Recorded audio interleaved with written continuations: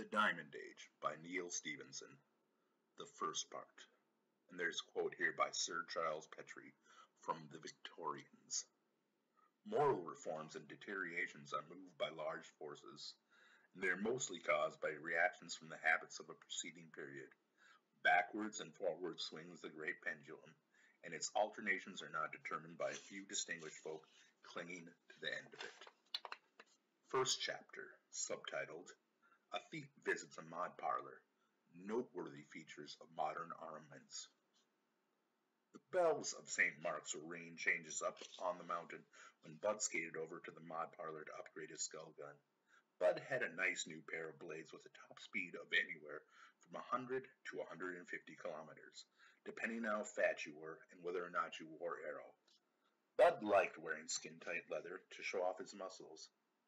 On a previous visit to the mod parlor 2 years ago, he had paid to have a bunch of sights implanted in his muscles, little critters too small to see or feel, that twitched Bud's muscle fibers electrically according to the program that was supposed to maximize bulk.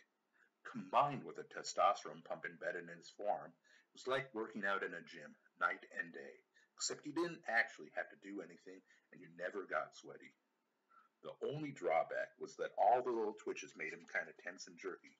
He'd gotten used to it, but it still made him a little hinky on those skates, especially when he was doing 100 clicks an hour through a crowded street. But few people hassled Bud, even when he knocked them down in the street. And after today, no one would hassle him ever again. Bud had walked away, improbably unscratched, from his last job, decoy, with something like 1,000 yucks in his pocket. He spent a third of it on new clothes, mostly black leather, another third of it on the blades, and was about to spend the last third at the mod parlor.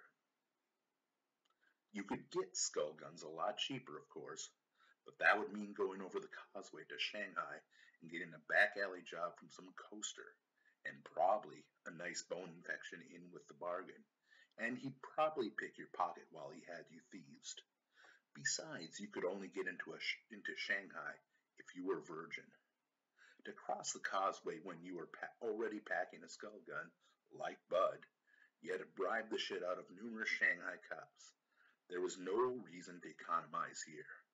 Bud had a rich and boundless career ahead of him, vaulting up a hierarchy of extremely dangerous drug-addled occupations, for which decoy served as a paid audition of sorts. A start weapons system was a wise investment. The damn bells kept ringing through the fog. Bud mumbled a command to his music system. A phased acoustical array played across both eardrums like the seeds on a strawberry. The volume went up, but he couldn't scour away the deep tones of the carry-on, which resonated in his long bones. He wondered whether, as long as he was at the mod parlor, he should have the batteries drilled out of his right mastoid and replaced. Supposedly they were 10-year jobs, but he'd had them for 6, and he listened to music all the time, loud. 3 people were waiting. Bud took a seat and skimmed the Mediatron from the coffee table. It looked exactly like a dirty, wrinkled, blank sheet of paper. Annals of self-protection, he said, loud enough for everyone else in the place to hear him. The logo of his favorite meat feed coalesced on the page. Mediaglyphics, mostly the cool animated ones, arranged themselves in a grid. Bud scanned through them until he found one that denoted a comparison of a bunch of different stuff, and he snapped at it with his fingernail. New mediaglyphics appeared, surrounding larger cinepanes in which analyst staff tested several models of skull guns against live and dead targets. Bud frisbeed the Mediatron back onto the table. This was the same review he'd been poring over for the last day. They hadn't updated it. His decision was still valid. One of the guys ahead of him got a tattoo, which took about 10 seconds. The other guy just wanted his skull gun reloaded, which didn't take much longer. The girl wanted a few sights replaced with a racting grid, mostly around her eyes where she was starting to wrinkle up. That took a while, so Bud picked up the Mediatron again and went into a ractive, his favorite, called Shut Up or Die.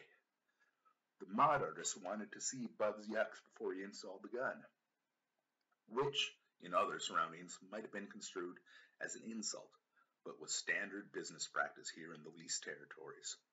When he was satisfied that this wasn't a stick-up, he feazed Bud's forehead with a spray gun, scalped back a flap of skin, and pushed a machine, mounted on a delicate robot arm like a dental tool, over Bud's forehead. The arm homed in automatically on the old gun, moving with alarming speed and determination. Bud, who was a little jumpy at the best of times because of his muscle simulators, flinched a little, but the robot arm was 100 times faster than he was and plucked out the old gun unerringly. The proprietor was watching all this on a screen and had nothing to do except narrate. The hole in your skull's kind of rough, so the machine is reaming it out to a larger bore. Okay, here comes the new gun. A nasty popping sensation radiated through Bud's skull when the robot arm snapped in the new model. It reminded Bud of the days of his youth when, from time to time, one of his playmates would shoot him in the head with a BB gun. He instantly developed a low headache. I can't not laugh at that. It's loaded with 100 rounds of popcorn, the proprietor said, so you can test out the UV. Soon as you're comfortable with it, I'll load it for real. He stapled the skin of Bud's forehead back together so it'd heal invisibly. You could pay the guy extra to leave the scar there on purpose so that everyone would know you were packing, but Bud had heard some chicks didn't like it. Bud's relationship with the female sex was governed by a galumphry of primal impulses, dim suppositions, deranged theories, overheard scraps of conversation, half-remembered pieces of bad advice, and fragments of no doubt exaggerated anecdotes that amounted to rank superstition. In this case, it dictated that he should not request a scar. Besides, he had a nice collection of sights, not very tasteful sunglasses with crosshairs huddled into the lens on your dominant eye. They did wonders for marksmanship, and they were real obvious too, so that everyone knew you didn't fuck with a man wearing sights. Give it a whirl, the guy said, and spun the chair around. It was a big, old antique barber chair upholstered in swirly plastic. So Bud was facing a mannequin in the corner of the room. The mannequin had no face or hair and was speckled with little burn marks, as was the wall behind it. Status, Bud said, and felt the gun buzz lightly in response. Stand by, he said, and got another answering buzz. He turned his face squarely towards the mannequin. What? He said. He said it under his breath as though through unmoving lips, but the gun heard it. He felt a slight recoil tapping his head back, and a startling pop sounded from the mannequin, accompanied by a flash of light on the wall above his head. Bud's headache deepened, but he didn't care. This thing runs faster ammo, but you'll have to get used to aiming a tad lower, said the guy. So Bud tried again, and this time popped the mannequin right in the neck. Great shot. That would have decapitated it if you were using Hellfire, the guy said. Looks to me like you know what you're doing, but there's other options too, and 3 magazines so you can run multiple ammos. I know, Bud said. I've been checking this thing out. Then, to the gun. Dispose 10, medium pattern. Then he said, hot again. His head snapped back much harder, and 10 pops went off at once, all over the mannequin's body and the wall behind it. The room was getting smoky now, starting to smell like burned plastic. You can disperse up to 100, the guy said, but the recoil would probably break your neck. I think I got it down, Bud said, so load me up.